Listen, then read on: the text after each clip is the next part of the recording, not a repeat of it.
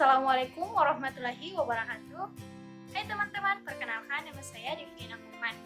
Pada video kali ini kita akan membahas tentang sistem saraf. Kompetensi dasar yang harus kita capai yaitu menjelaskan keterkaitan struktur, fungsi, dan proses yang terjadi pada sistem saraf. Selanjutnya, indikator yang harus kita capai ya, pertama menjelaskan fungsi sistem saraf, yang kedua membedakan sel neuron dan sel neurologia, yang ketiga mengidentifikasi struktur dan fungsi bagian-bagian penyusun sistem saraf pusat dan sistem saraf tepi.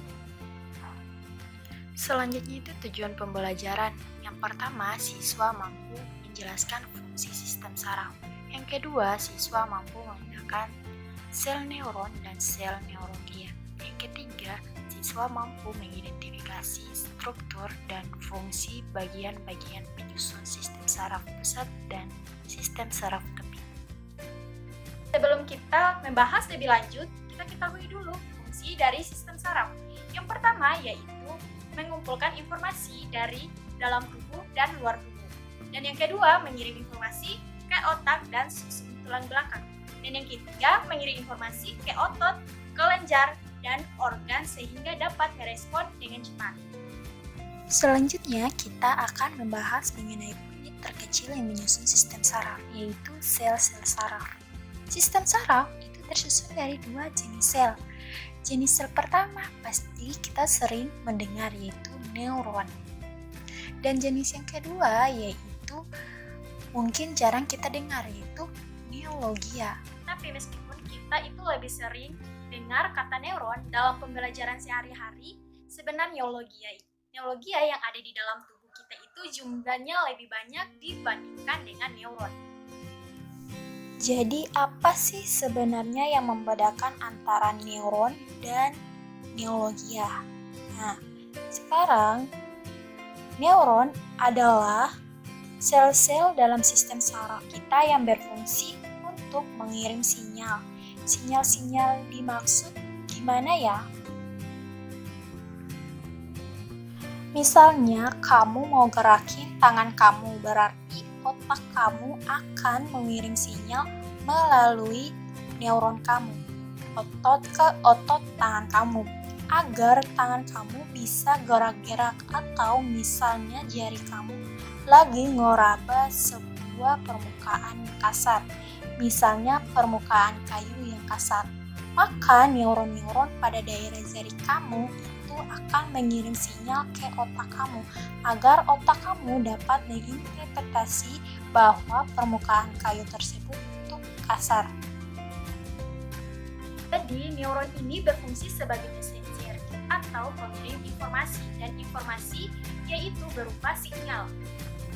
Berbeda dengan neuron yang bisa mengirim sinyal, kalau neurologia dia nggak bisa mengirim sinyal, akan berperan sebagai semacam cheerleader untuk orang yang lagi kerja keras.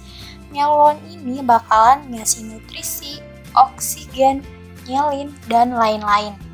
Pokoknya dia akan mendukung agar dapat bekerja secara optimal.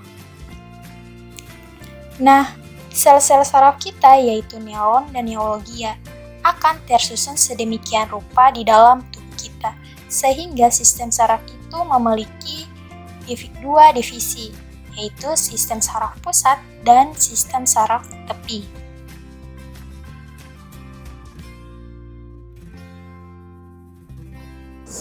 Sistem saraf pusat ini tersusun dari dua struktur, yaitu otak dan sumsum tulang belakang. Sistem saraf pusat ini terletak di pusat atau di tengah-tengah tubuh manusia.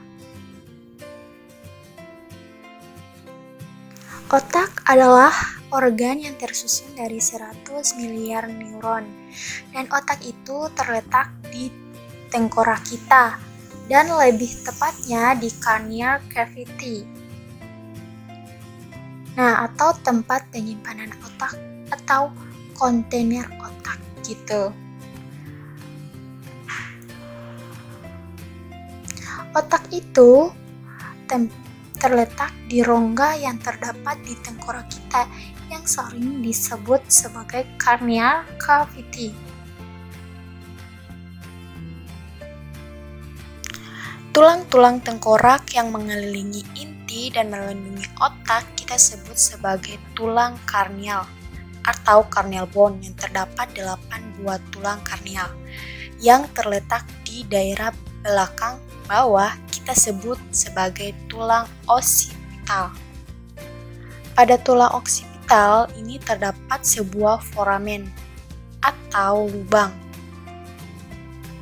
Dan foramen itu kita sebut sebagai foramen magnum atau lubang besar. Nah, melalui foramen magnum inilah otak kita dan sumsum tulang belakang kita akan bertemu.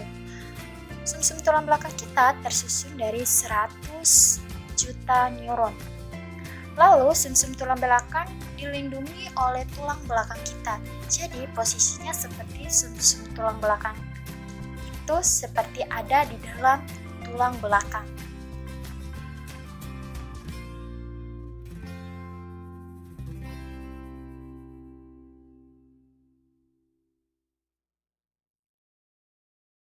Isi sistem saraf berikutnya adalah sistem saraf tepi. Nah, sesuai dengan namanya, sistem saraf tepi artinya ujung-ujung atau ekstremitas. Dari suatu ujung dari tubuh kita atau ekstremitas dari tubuh kita berarti jaringan saraf yang menyusun sistem saraf tepi.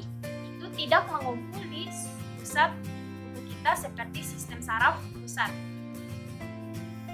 Melainkan dia itu akan menyebar atau dia akan extend ke tepi-tepi atau ujung-ujung dari tubuh kita. Biasanya jaringan saraf ini terletak di luar sistem saraf pusat. Sistem saraf tepi tersusun dari beberapa komponen, salah satunya yaitu nervus. Sebelum kita membahas tentang komponen-komponen sistem saraf tepi, saya akan menjelaskan anatomi dari neuron secara singkat. Pada neuron, ada bagian-bagian yang kaya jaringan-jaringan yang keluar, itu disebut sebagai dendrit. Dan tugas dendrit adalah untuk menerima stimulus yang nantinya akan merangsang neuron ini untuk mengirim sinyal. Lalu, struktur yang menyambung dari dendrit ini memiliki inti sel. Itu adalah soma atau badan sel dari neuron. Lalu, badan sel ini akan muncul struktur yang panjang.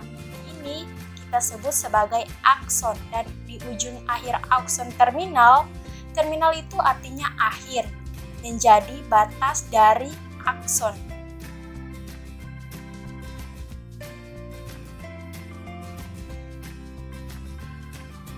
Sekarang kita kembali ke salah satu komponen penyusun sistem saraf tepi yaitu nervus. Nah, nervus adalah struktur yang tersusun dari ratusan sampai ribuan akson bersama dengan jaringan ikat dan pembuluh darah. Nervus ada dua macam yaitu nervus cranialis dan spinalis. Dari namanya kalian bisa tebak cranialis yang berhubungan dengan otak. Berarti dia itu berasal dari otak dan dia akan menyebar ke tepi-tepi tubuh kita. Lalu nervus spinalis kalian bisa tebak spinal atau tulang belakang.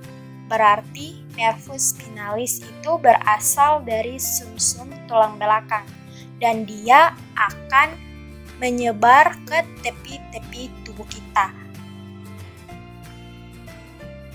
Nervus cranialis ada 12 pasang dan nervus spinalis ada 31 pasang.